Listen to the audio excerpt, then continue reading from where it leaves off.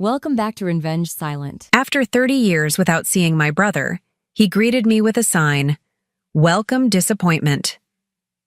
I had something that would make him beg for my forgiveness. I stood frozen in the airport terminal, my carry-on gripped tightly in my hand. Despite 30 years of building a life away from this town, despite becoming Amelia Norton, respected pediatrician, mother of 2, and survivor, I was instantly 16 again. Vulnerable.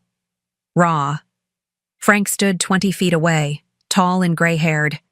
Now, but with the same cold eyes I remembered, those eyes that had once watched me pack my bags while he said nothing to stop our father from throwing me out. The cardboard sign in his hands wasn't some cruel joke. It was a declaration of war. Welcome, disappointment. People in the terminal glanced awkwardly between us, some slowing their pace to witness the drama unfolding. I straightened my spine and walked toward him, heartbeat thundering in my ears. "Frank," I said, my voice steadier than I felt. Charming as ever.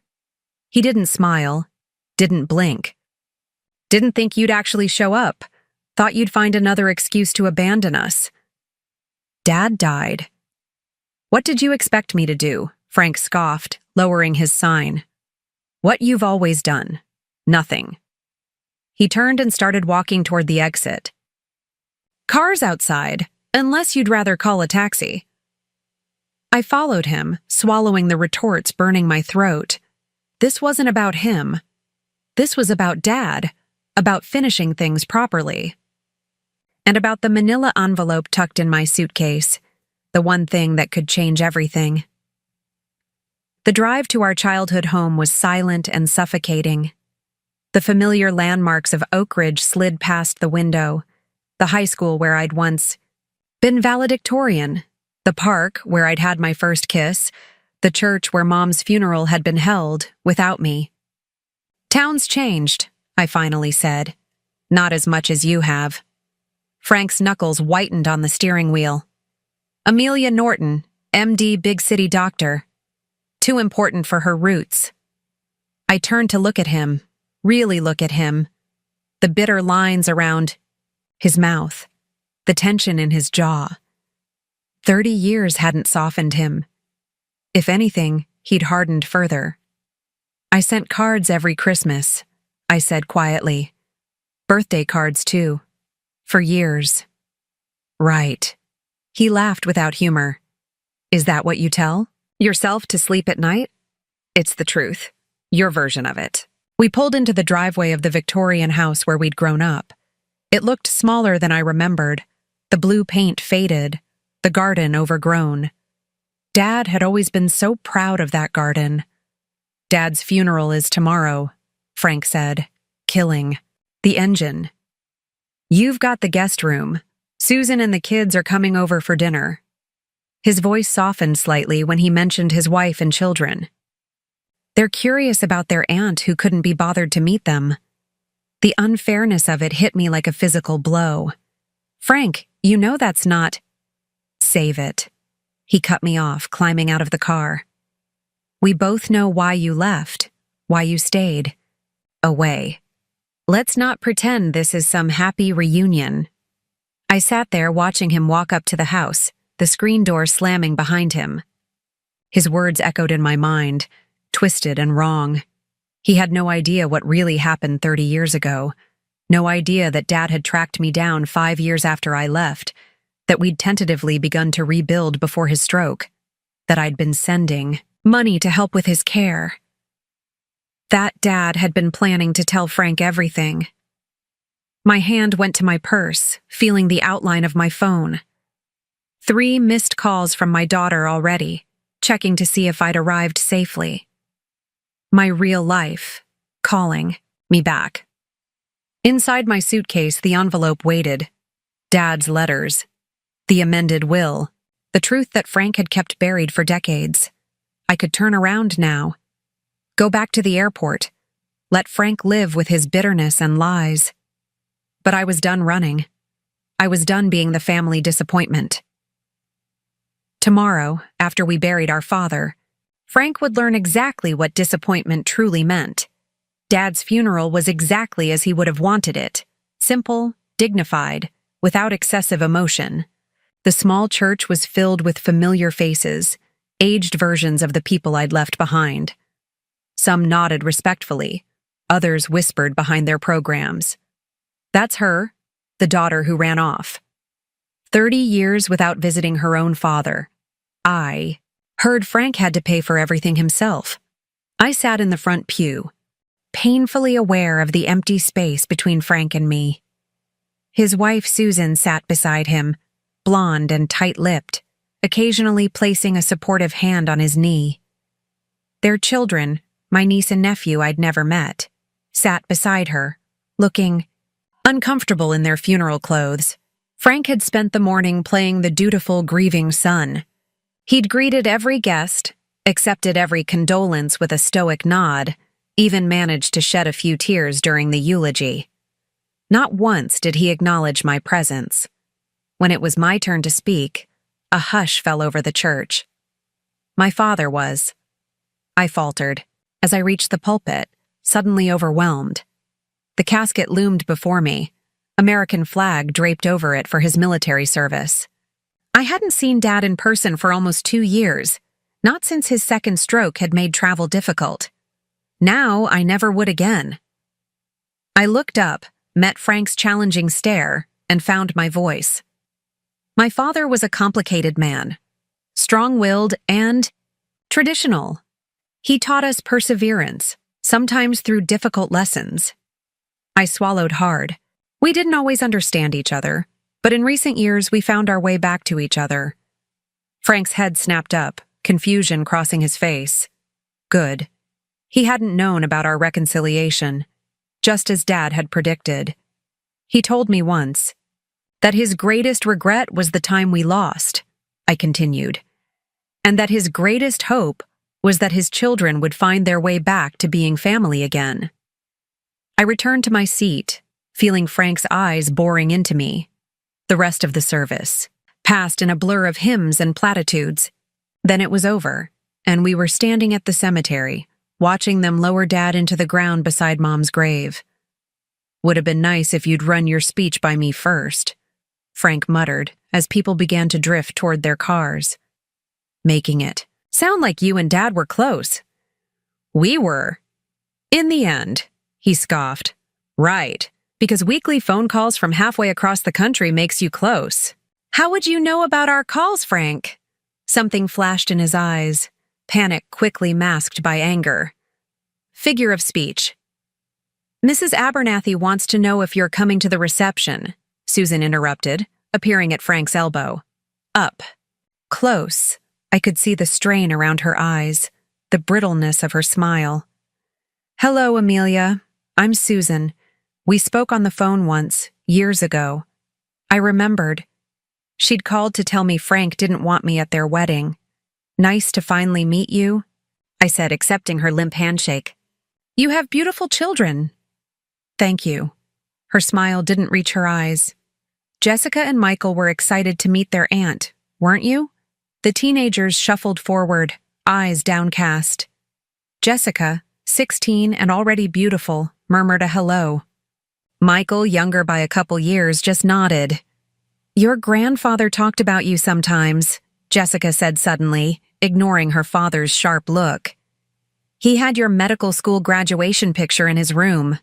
My throat tightened. Did he? Jessica, Frank warned. Let's go, people are waiting. The reception was held at the community center, a parade of casseroles and condolences. I stood awkwardly by the coffee urn, watching Frank receive hugs and sympathetic touches. The prodigal daughter returned was clearly not welcome among the inner circle of mourners. He's enjoying this, you know, a gravelly voice said beside me. I turned to find Irene Mackenzie, Dad's next-door neighbor for 40 years, leaning on her cane. Playing the grieving son. Your brother always did love being the center of attention. Hello, Mrs. Mackenzie, I said, surprised she'd approach me. It's been a long time. Too long, she said, fixing me with a sharp gaze. Your daddy missed you something fierce, especially after you two started talking again. I glanced around, lowering my voice. You knew about that. Course I did. Who do you think helped him set up that video call thing on his computer? His hands were too shaky after the stroke. She took a sip of her punch. Frank didn't know. Your dad was real clear about that. Said Frank would only interfere. Across the room, Frank was watching us, eyes narrowed. Mrs. Mackenzie, would you have time to talk later? Privately? She nodded, understanding immediately. Come by after this circus is over. I've got some things your daddy left for you anyway. I squeezed her hand gratefully just as Frank approached, inserting himself between us. Irene, thank you for coming. Dad always appreciated your friendship. His tone was warm, but his body language was pure warning. I see you've reacquainted yourself with my sister. Never needed reacquainting, Irene said tartly. Unlike some people, I kept up with both of Harold's children. She shuffled away, leaving Frank glaring after her. What did she mean by that? I asked. Who knows? She's getting senile. Frank turned to me, dropping his voice. Look, I know what you're doing. Trying to rewrite history now that Dad's gone. It won't work. Everyone here knows the truth. Do they? Frank? Do they know you've been intercepting my letters for years? That you told Dad I refused to speak to him when he first tried to reach out to me? Something dangerous flashed in his eyes. Be careful, Amelia. You're not part of this family anymore. You don't get to come back now and stir up trouble. I'm not here to stir up trouble, I said quietly. I'm here to honor Dad and what he wanted. What he wanted, Frank repeated, a bitter smile twisting his lips. You have no idea what he wanted. But I did. It was all spelled out in the letter Dad had sent me 6 months ago. The letter detailing his final wishes, the changes to his will, and most importantly, what he'd discovered about the day I left home 30 years ago. The day Frank had finally gotten exactly what he wanted, me gone, and Dad all to himself. Sigh. Afternoon sun cast long shadows across Mrs. Mackenzie's porch as I knocked on her door. The reception had finally ended, with Frank making it clear he expected me back at the house for family discussions. I'd promised to be there in an hour. It was all the time I had. Come in, Mrs. Mackenzie called, her voice stronger than her frail appearance suggested. The inside of her home smelled like cinnamon and old books, comforting and familiar. Teas. Already on, she said, gesturing to a small table where 2 cups waited. Your daddy and I had tea every Thursday for 20 years. He'd want us to observe the tradition. I sat across from her, noticing the tremor in her hands as she poured. How bad was it, after I left? She considered the question, adding sugar to her cup. Your daddy was broken for a long time. Wouldn't speak your name. Frank made sure of that. What do you mean? Frank convinced your father you'd said terrible things when you left, that you hated him and never wanted to speak to him again. She sipped her tea, watching me over the rim. Took me years to convince Harold that couldn't be right, that the girl I'd watched grow up wouldn't just cut ties so completely. My hand shook, tea spilling onto the saucer. Frank told Dad I hated him, she nodded, and intercepted your letters. I caught him once, taking mail from your daddy's box. Said he was protecting Harold from more disappointment. The familiar ache of betrayal spread through my chest. I'd written dozens of letters those first few years, apologizing, explaining, begging to come home. When no response came, I'd eventually stopped trying. 5 years after you left, your daddy had his moment of clarity, Mrs. Mackenzie continued. Found one of your old letters Frank had missed. Started asking questions. That's when I told him. I'd seen Frank taking his mail. That's when Dad reached out to me, I whispered. Yes, though I suspect Frank still managed to intercept most of his letters to you as well. She sighed, setting down her cup. By the time you two reconnected, Frank had a strong hold on everything: the house, the finances, your daddy's care. Harold was afraid of pushing too hard. She stood shakily, moving to a bureau in the corner. Which brings me to why you're here. From a drawer, she pulled out a manila envelope much like the one in my suitcase. Your daddy left this with me 3 months ago. Made me promise I'd give it only to you, and only after he was gone. My throat tightened as I accepted it. Did you read it? No need. Harold told me what it contained. Her eyes, roomy with age but sharp with intelligence, met mine. Letters he wrote you that never got sent. Bank statements showing money you sent for his care that he never received. And documents about the house. I frowned. The house? Your grandmother's house. Your mother's mother. She left it to both you and Frank equally. But Frank's been living there, claiming it as his own since her death 15 years ago. The revelation hit me like a physical blow. I'd never even known my grandmother had died, let alone that she'd left me anything. There's more, Mrs. Mackenzie said, lowering herself back into her chair. Your daddy changed his will 6 months ago. Had a lawyer friend help him do it privately.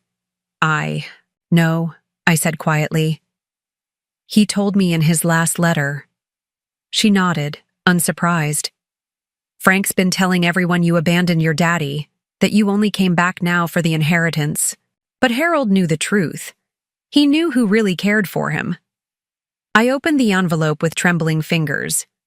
Inside were exactly the documents she'd described, plus something else. A handwritten letter dated just 2 weeks before Dad's death. Dearest Amelia, it began.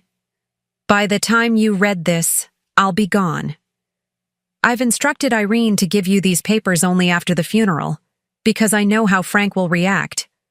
I was a coward for too long, letting him control everything because it was easier than fighting. I won't be a coward in death. Tears blurred my vision as I read his confession of regret, his apology for believing Frank's lies for so many years, his gratitude for my forgiveness and financial support through his illness. The new will makes everything right, Dad had written. The truth will finally come out. I only hope you and Frank can someday heal what was broken.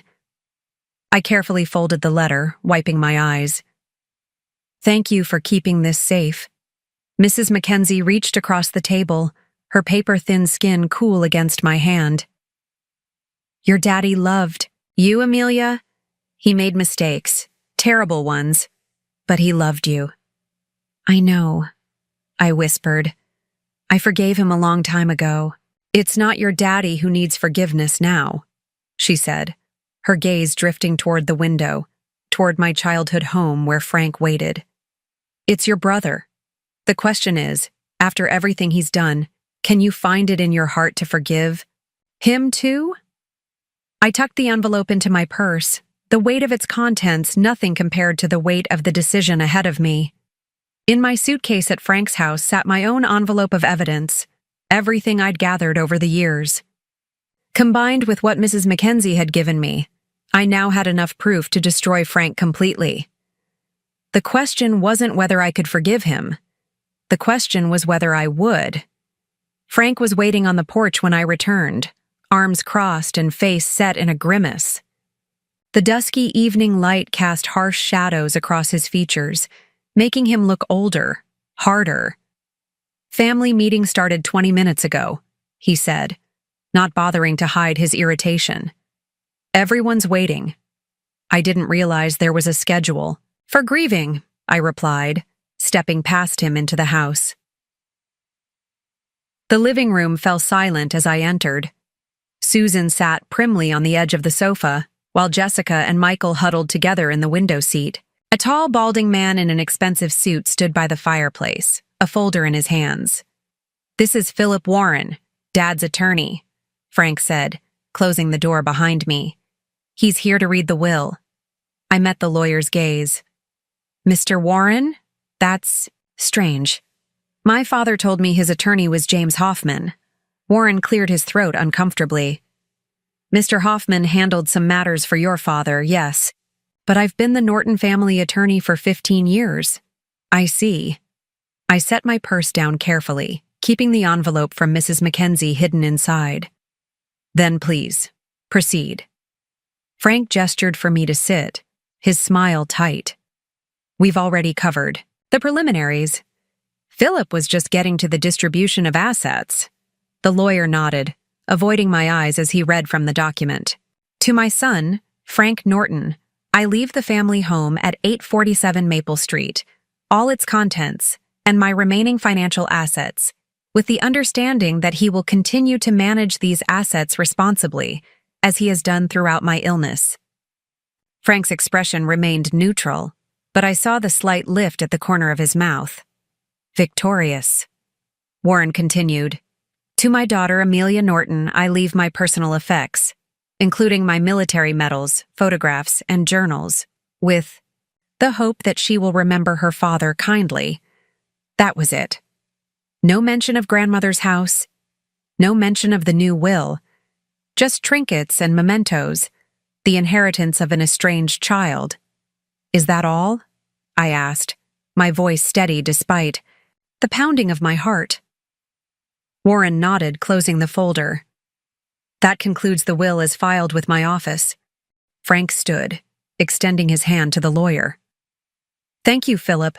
We appreciate you coming out on such a difficult day. Of course, my condolences again to the entire family. Warren shook Frank's hand, nodded politely to me, and left, his footsteps echoing down the hallway. The front door closed with a soft click. For a moment, no one spoke. Well, Frank said finally, turning to me with feigned sympathy. I know this must be disappointing after coming all this way.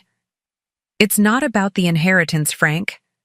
Of course not, he agreed, his tone patronizing. It's about honoring Dad, which you've done. So I assume you'll be heading back tomorrow? Susan stood abruptly. Kids, let's give your father and aunt some privacy. I'll start dinner. Jessica hesitated, her gaze lingering on me with unexpected sympathy before her mother ushered her and her brother from the room. The door closed behind them, leaving Frank and me alone with 30 years of unspoken truths. That wasn't Dad's real will, I said quietly. Frank's expression hardened. Excuse me? You heard me. That wasn't the will Dad signed 6 months ago with James Hoffman. You're delusional, Frank laughed, but there was a flicker of unease in his eyes. Dad would never change his will without telling me. Like he'd never reconnect with me without telling you? I reached for my purse, extracting the envelope. I have proof, Frank, of everything. The new will, the letters you intercepted, the money you stole. He stared at the envelope, his face draining of color. What the hell are you talking about? Dad and I have been in contact for years. Did you really think you could intercept every letter? Every phone call? He knew what you were doing, Frank. Hiding my letters, stealing the money I sent, lying about me. You're making this up, he said, his voice rising. You abandoned us. Abandoned him. You don't get to rewrite history. Now that he's gone, I laid the papers on the coffee table one by one. Bank transfers from my account to Dad's, with withdrawals the same day by you. Letters I sent that were found in your desk drawer. Dad's journals detailing your lies. Frank's hands shook as he leaned over the evidence. This doesn't prove anything. And this, I said, placing the final document on the table. Dad's new will, legally witnessed and filed with James Hoffman. Equal distribution of all assets, including grandmother's house, which you've been living in rent-free despite it, being half mine. This is forged, Frank hissed, but the panic in his eyes told me he knew it wasn't. You had everything, Frank. The house, Dad's attention, the family you always wanted. But that wasn't enough, was it? You had to erase me completely. You left, he shouted, mask finally slipping. You walked away from this family. I was 16. Dad threw me out because of your lies, and you stood there and let it happen. Frank stepped back as if struck. I didn't. You told him I was sleeping with your best friend. You planted evidence, made him believe I was some kind of delinquent, all because you couldn't stand sharing his attention, Even after Mom died, the color drained from Frank's face. How did you? Dad figured it out years ago. He just didn't have the courage to confront you. I gathered the papers back into the envelope. Tomorrow, I'm going to Hoffman's office to officially file the real will. After that, we'll need to discuss what happens with the properties. Frank's eyes narrowed. Calculation replacing shock. No one will believe you. Not in this town. You're the daughter who ran away. I'm the son who stayed. Maybe, I conceded. But the law will believe these documents. And I think Susan and your children should know the truth about the man they're living with. I stepped closer, lowering my voice. How do you think Jessica would feel knowing her father drove her aunt away when she was exactly Jessica's age now? For the first time, genuine fear flashed across Frank's face. You wouldn't. I don't want to, I admitted. I didn't come here for revenge, Frank. I came to honor Dad's wishes, that his children find peace with each other. I sighed, suddenly exhausted. The question is, are you capable of that? Or is your hatred of me still more important than everything else? Morning light filtered through the guest room curtains as I packed my overnight bag. I'd barely slept, listening to Frank's restless pacing downstairs for hours. The confrontation had left us both raw, decades of buried truths finally exposed to oxygen. A soft knock interrupted my thoughts. I opened the door to find Jessica standing awkwardly in the hallway, still in her pajamas. Aunt Amelia? Her voice was hesitant. Can I talk to you? I stepped back, inviting her in. Of course. She perched on the edge of the bed, fingers twisting in the hem of her sleep shirt. I heard you and Dad arguing last night. She looked up, eyes so like my own. Is it true? Did he really make Grandpa think you abandoned him? I sat beside her, choosing my words carefully. Family history is complicated, Jessica. Your father and I have very different memories of the past. But Grandpa's journal? You've read it? I asked, surprised. She nodded. He let me read parts sometimes when Dad wasn't around.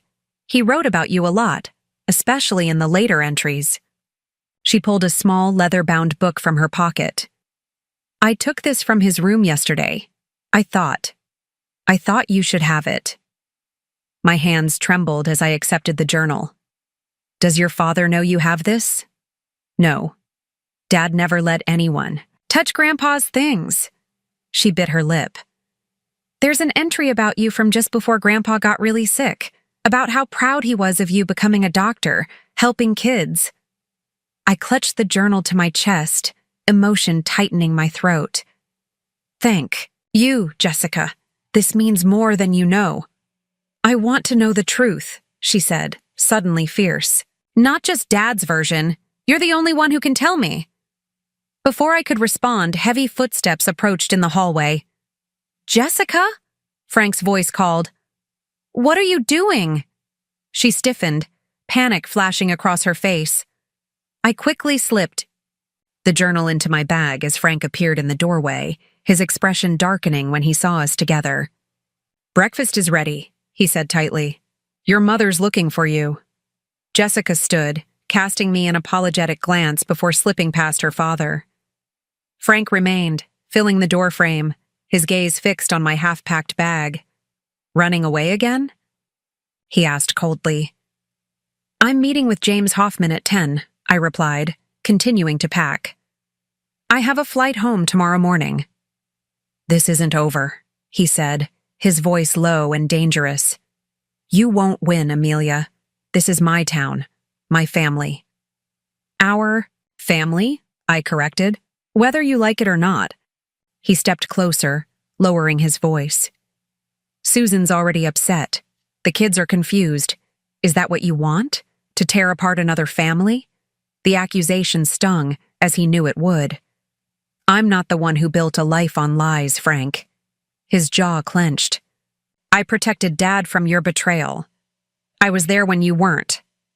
Because you made sure I couldn't be, I hissed, finally losing my composure. You stole my letters, my money, my chance to make things right with him for years. I did what I had to do. For who, Frank? For Dad or for yourself? He had no answer, just seething silence. I'll be back after my meeting with Hoffman, I said, regaining control. We can discuss next steps then.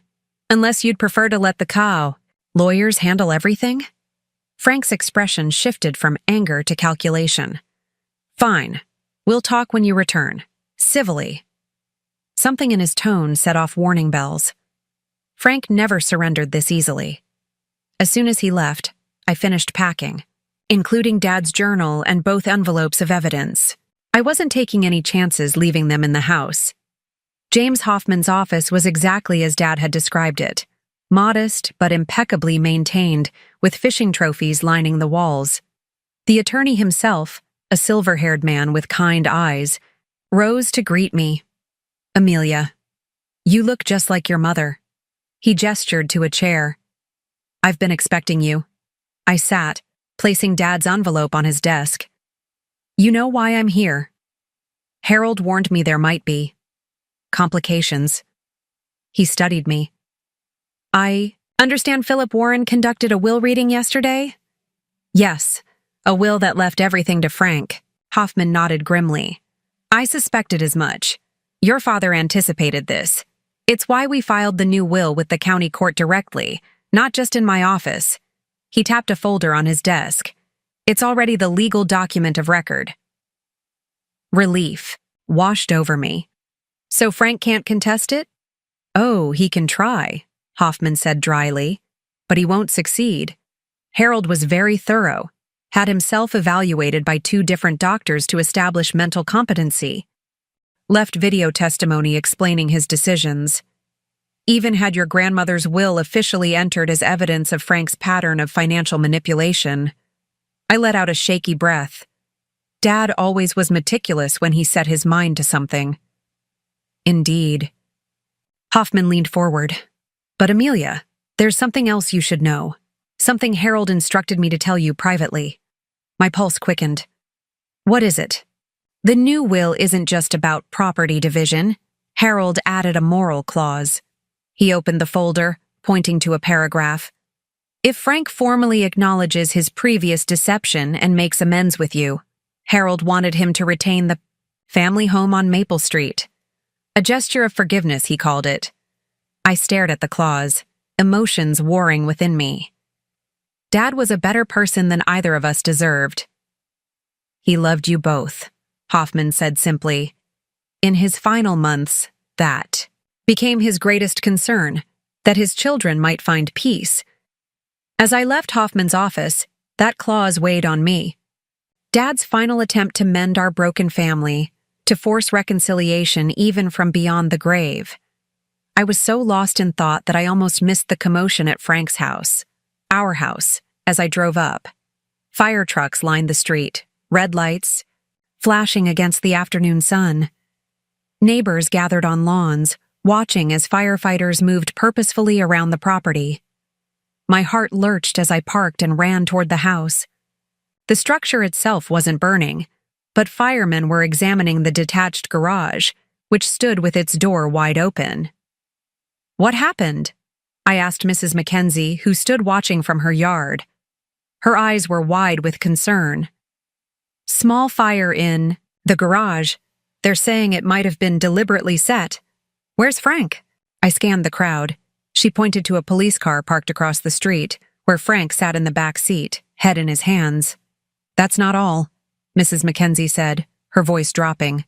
They found your father's filing cabinets broken into, papers everywhere. Some burned. A cold realization washed over me. Frank had been looking for Dad's evidence against him, and was willing to destroy it at any cost.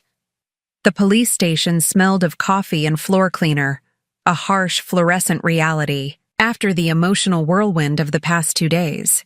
I sat across from Detective Rivera, answering questions about the fire, about Frank, about our family history. Susan huddled in a corner with Jessica and Michael, her makeup streaked from crying. Mrs. Norton, Rivera said, glancing at his notes. Your brother claims he was simply searching for important documents when the fire started accidentally. And you don't believe him, I said. It wasn't a question. The fire marshal found accelerant traces. This wasn't an accident. He studied me carefully. You don't seem surprised. I wasn't. The desperate Frank I'd confronted last night was capable of anything. What happens now? We're holding him for questioning. Depending on the evidence, he could face charges for arson, destruction of evidence, possibly insurance fraud. The gravity of the situation settled over me. This was beyond sibling rivalry now, beyond even the inheritance dispute. Frank had crossed a line that could cost him everything: his freedom, his family, what little respect he still commanded in this town. Can I speak with him? I asked. Rivera hesitated. Briefly. I'll have an officer escort you. Frank sat hunched at a metal table, in an interview room, looking smaller somehow, diminished. He didn't look up when I entered, just continued staring at his hands. They're saying I could get 5 years, he said, his voice hollow. Susan's already talking about moving back to her parents' place with the kids. I sat across from him, saying nothing. The silence stretched between us, 30 years of it, until finally he looked up. Why did you come back, Amelia? After all this time, why couldn't you just stay away? Because Dad asked me to make peace with you. The truth felt strangely liberating. His last wish was for us to be family again. Frank laughed bitterly. Family? What does that even mean anymore? I don't know, I admitted. But setting fire to the garage wasn't the answer. I panicked. For the first time, there was no defensiveness in his voice, just tired resignation. I thought if I could find those papers, destroy the evidence. It wouldn't have mattered, Frank. The will is already filed with the court. There are copies of everything. He closed his eyes, defeat written in every line of his face. Then it's over. I've lost everything. I studied my brother, really looked at him, and saw not the manipulative tyrant of the past few days, but the scared boy who'd lost his mother too young, who'd clung to his father's approval with desperate intensity, who'd pushed away anyone who threatened his fragile sense of security. Not everything, I said quietly. His eyes opened, suspicious. Dad included a moral clause in the will. I leaned forward. If you publicly acknowledge what you did and make amends, you keep the house on Maple Street. Disbelief crossed his face. Why would he do that? Because he loved you, Frank, despite everything. And you? After everything I've done, you'd honor that clause? I took a deep breath. I didn't come back for revenge. I came for resolution.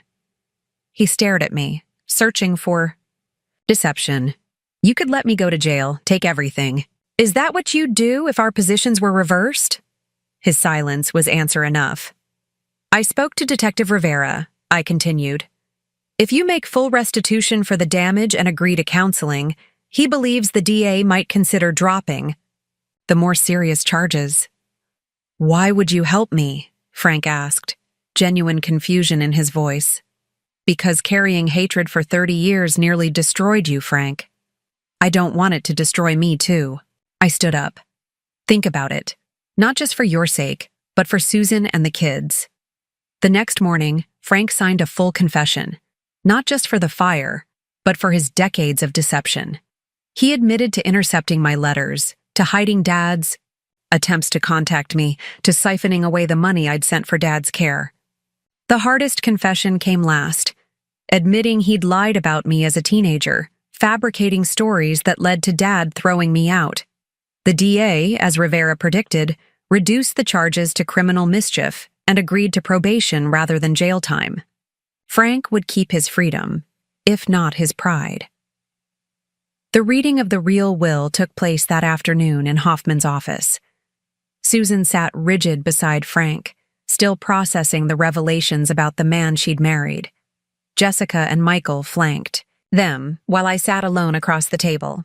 To be divided equally between my children, Frank and Amelia Norton, The family home at 847 Maple Street, my share of Norton Manufacturing and all associated assets, Hoffman read. He continued with specific bequests, Dad's military memorabilia. To Michael, his book collection to Jessica, Mom's jewelry split between me and Susan. Then came the moral clause. Should Frank Norton acknowledge his past actions and make sincere amends with his sister, ownership of the family home shall transfer solely to him, with the understanding that it will eventually pass to his children. Susan's hand found Frank's, squeezing it gently, the first sign of warmth between them since his confession. When the reading finished, Frank cleared his throat. "I'd like a moment alone with my sister." Everyone filed out, leaving us facing each other across the polished table. "I don't deserve your forgiveness," Frank said simply.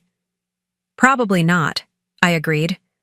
"But Dad thought you deserved a second chance, and looking at Jessica and Michael, I think I do too." "I've been horrible to you." His voice cracked. "For years, I convinced myself I was protecting Dad, protecting our family. But I was just protecting myself, my position. I was terrified of losing the only parent we had left." "I know," I said quietly. "I never wanted to take him from you, Frank. I just wanted to be part of his life, too."